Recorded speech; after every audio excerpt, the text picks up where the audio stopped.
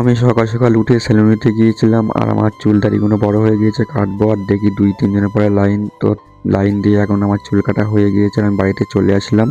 তো এখন বাড়িতে এসে কল থেকে গামলিটি করে জল নিয়েছি, আর এখন আমি প্যান্ট জামাগুলো কাচতে বসে গিয়েছি। আর সত্যি কথা বলতে গাইস, এই কটা দিন ভীষণ শরীরটা খারাপ, গলাটা ভেঙে গিয়েছে, ঠান্ডা লেগেছে, কাশি হচ্ছে। তো তার জন্য এই কটা দিন ভিডিও দিতে পারিনি। আর আমার গলার আওয়াজটা শুনে বুঝতেই পারছো যে আমার গলা কটাটা ভেঙে গিয়েছে, ঠিক মতন ভয়েস দিতে পারছি না। সত্যি কথা বলতে বাবা মা যদি বেঁচে থাকতো তাহলে এরকম শরীর খারাপ হয়েছে কোনো কাজই করতে দিত না। যেহেতু বাবা মা এখন আর নেই, তবুও শরীর খারাপ হলে আমাদেরই সব কাজ করতে হবে। সত্যি কথা বলতে বাবা মার কথা খুবই মনে পড়ে। যত শরীর খারাপ হয় ততই বেশি মনে পড়ে যে তারা যদি থাকতো কতই না ভালো হতো।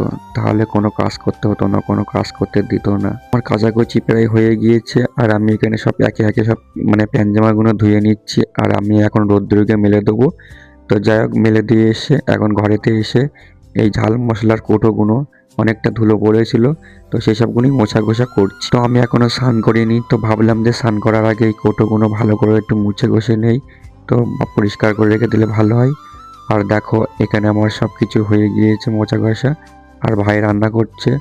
যাই হোক, কিছু রান্না করছে, করুক। আর আমি এখন এই কৌটোটা রেখে স্নান করতে যাব। আর আমি স্নান করে ঘরে এসেছি। এখন ঘরেতে এসে তেল মাখছি, আর ঘর বারান্দাগুলো একটু ঝাড় দিয়ে নিচ্ছি। কারণ সকাল সকাল চুল কাটতে গিয়েছিলাম, তো ঝাড় দেওয়া হয়নি, তো তার জন্যে ঝাড়টা দিয়ে এখন। তো যাই হোক, আমি সংসারের সব কাজ গুছিয়ে স্নান টান করে এসে এখন আমি খেতে বসেছি।